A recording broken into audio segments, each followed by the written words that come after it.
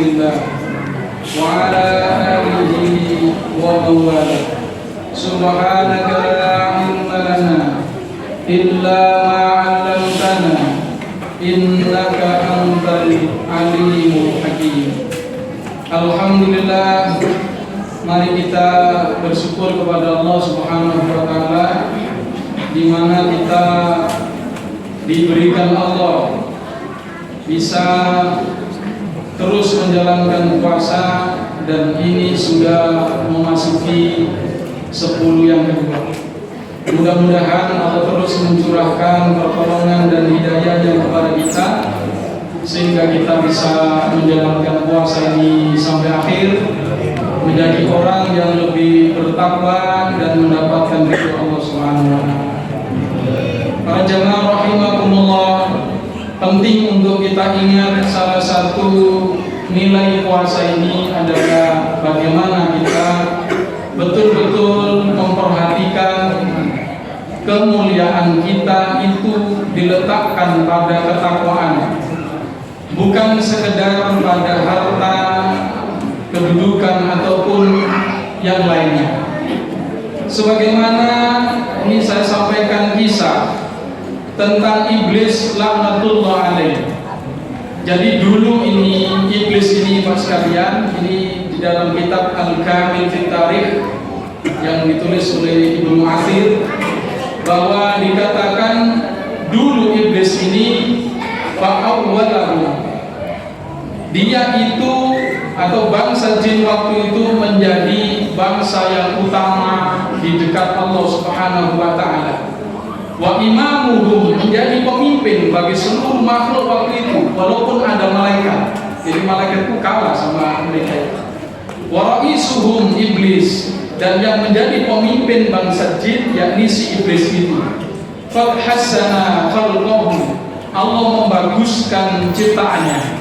Jadi rupa itu iblis ini paling bagus. Wa syarrafahu, Allah pun memuliakannya. Wa mallakahu, dan Allah menjadikannya sebagai raja. Jadi iblis itu dulu itu kedudukannya dia itu raja, bukan sekedar ahli ibadah saja. Kerajaannya, kekuasaannya alas sama'id dunya, berkuasa di langit dunia, wal ard, dan juga berkuasa di bumi. Jadi makanya sebelum manusia diciptakan, bumi ini dikuasai atau dikelola oleh bangsa jin. Nah, rajanya itu yakni yang kemudian mendapat gelar iblis itu. Ya. Nah, kemudian kenapa mereka ini dinamakan dengan jin? Innama summul jin, sungguh mereka itu dinamakan jin li'annahum min huzanil jannah, karena jin ini tidak hanya berkuasa, tapi Allah berikan wewenang mengelola semua kekayaan di surga. Jadi khuzan, jamak dari khazin. Khazin itu bendahara yang sering kita pakai. Wa kana iblis ma'amulkihi khazinan, dan khazinan, dan iblis dia sebagai tadi raja yang berhak mengelola semuanya. Bahwa to'a fi nafsihi kibrun, inilah yang kemudian awal muncul rasa sombong pada diri iblis itu begitu. Tidak hanya seperti itu, disebutkan dari riwayat Ibnu Abbas radhiyallahu anhu, wa kana ismuhu Azazil, nama si iblis itu biasa disebut dengan Azazil.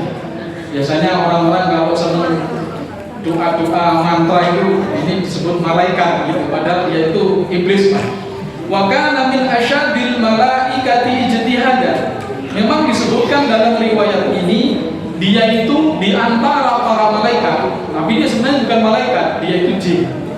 Tapi setiap hari kumpulnya ibadahnya itu bersaing dengan malaikat, dan iblis ini adalah yang paling bersungguh-sungguh ibadahnya. Jadi 500 tahun Pak, ibadah itu mengalahkan semua malaikat. Wa aksaruhum ilman, paling banyak ilmunya. Fada'ahu dzalika ilal kibr, inilah faktor yang kedua yang kemudian membuat iblis itu sombong, karena dia selain kedudukannya paling tinggi, ibadahnya mengalahkan malaikat, dan dia ilmunya pun mengalahkan para malaikat. Nah, seperti itu Pak. Nah kemudian barulah diciptakan Nabi Adam, diciptakan dari tanah yang diambil oleh Allah, ya, digenggam oleh Allah. Kemudian tanah itu dibasahi, ya, jadi tanah itu dibasahi, asalnya diambil dari tanah-tanah yang ada kemudian dibasahi, ya. Karena itulah kemudian di dalam firman Allah disebutkan, nanti ada tahapan-tahapan disebutkan di sana tentang bapak kita, yakni Nabi Adam. Jadi penciptaannya disebut secara bertahap, ya.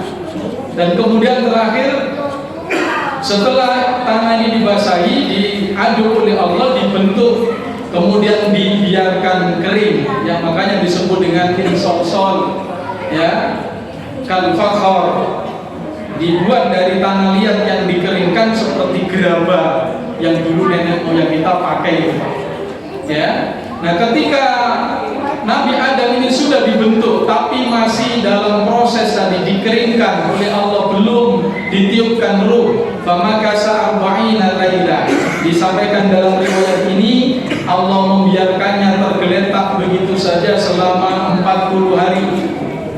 Maka jasad dan mulkan, hanya jasad yang tergeletak begitu saja.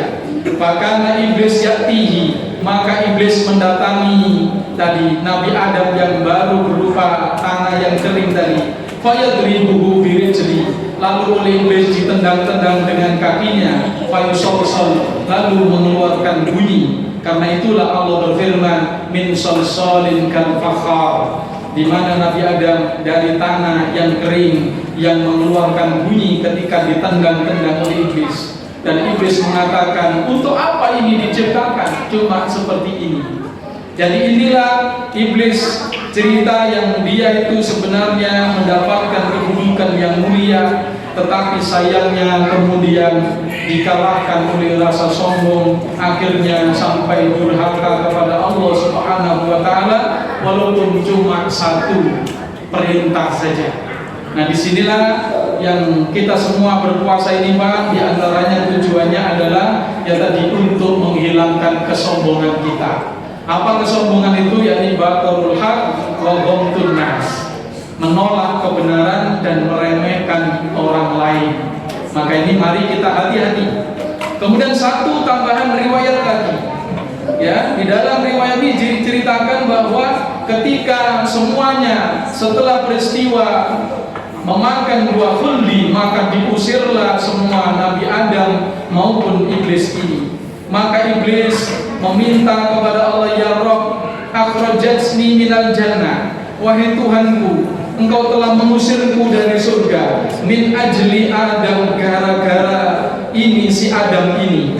Wa inni la aqwa alaihi, padahal sungguh aku ini lebih kuat dibandingkan dia. Illa bisultanika, tetapi karena engkau ikut campur tangan sehingga aku kalah, atau aku tadi di sini tidak bisa berbuat dia.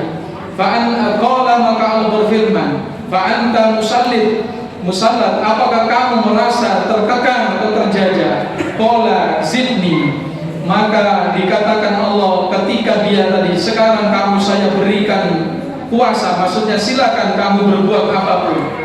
Maka iblis mengatakan, tambahlah untuk saya. Qala la yalidu lahu waladun, tidaklah ada memiliki anak satu orang, illa wulidalaka misluhu, melainkan kamu juga pasti saya beri satu orang anak pula. Jadi setiap manusia bertambah, Pak, maka jumlah anak cucu iblis juga bertambah yang sama. Qala iblis meminta lagi, zidni, tambahkan untuk saya ya Allah. Qala suduruhum masakinulah, sungguh hatinya manusia, anak cucu Adam ini tempatmu berada, yakni wa tajri minhum majrad dam, sebagaimana di dalam banyak hadis disebut iblis itu atau setan itu melaksanakan pengaruhnya kepada manusia melalui aliran darah. Kemudian iblis masih minta lagi, zidni, tambahkan untuk saya. Maka Allah berfirman, ujlub alaihim bi khailika, silakan kamu kerahkan untuk menyesatkan anak Adam ini dengan pasukan berkudamu, warajlika dan pasukan jalan kakimu, wasyarikhum bil amwali wal aulad, dan kamu saya berikan kesempatan bersekutu dengan manusia ini dalam harta dan anak. Wa'idhum, dan silakan kamu memberikan janji-janji kepada mereka, sebagaimana disebutkan ini di dalam surah Shad ini. Kemudian Nabi Adam pun meminta, ya Rabb, wahai Tuhanku, qad anzartahu wa sallatatahu, sungguh engkau telah memberikan tangguh sehingga iblis ini tidak bisa mati. Jadi iblis itu tidak bisa mati. Kalau jin biasa bisa mati, tapi yang namanya iblis ini yang sejak Nabi Adam tidak bisa mati. Dan engkau memberikan dia kuasa. Wa inni la amtani'u minhu illa bi, dan aku tidak bisa berlindung dari kejahatannya kecuali dengan engkau.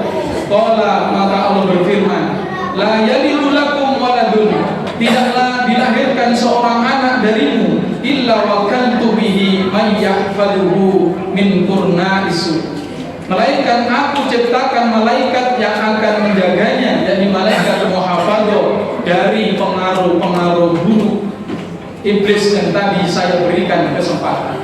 Jadi inilah ujian bagi kita. Allah berbuat adil, Pak. Memang iblis bisa menggoda kita melalui tadi racun yang disuntikkan ke aliran darah kita, tapi Allah juga menciptakan malaikat muhafadzah untuk menjaga kita.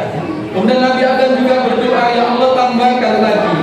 Maka Allah mengatakan, al-hasanatu bi asyri amsalha wa aziduha, sungguh kebaikanmu satu saya balas dengan 10 kali lipat. Jadi untuk menanggulangi tadi itu Allah berikan kita satu kebaikan. Wasayyi'atu biwahida, sedangkan kalau keburukanmu maka dicatat cuma satu keburukan. Wa ampuha, dan aku mau bersedia untuk menghapuskannya jika kita susul dengan kebaikan atau kita bertobat kepadanya. Kemudian Nabi Adam masih mengatakan lagi, ya Rabb zidni, wahai Tuhanku tambahlah untukku. Qala, maka Allah berfirman, at-taubatu la namtani'uha min waladika, sungguh taubat tidak akan ditolak dari anak cucumu, maka fihi ruh, selama nyawanya masih ada di tubuhnya.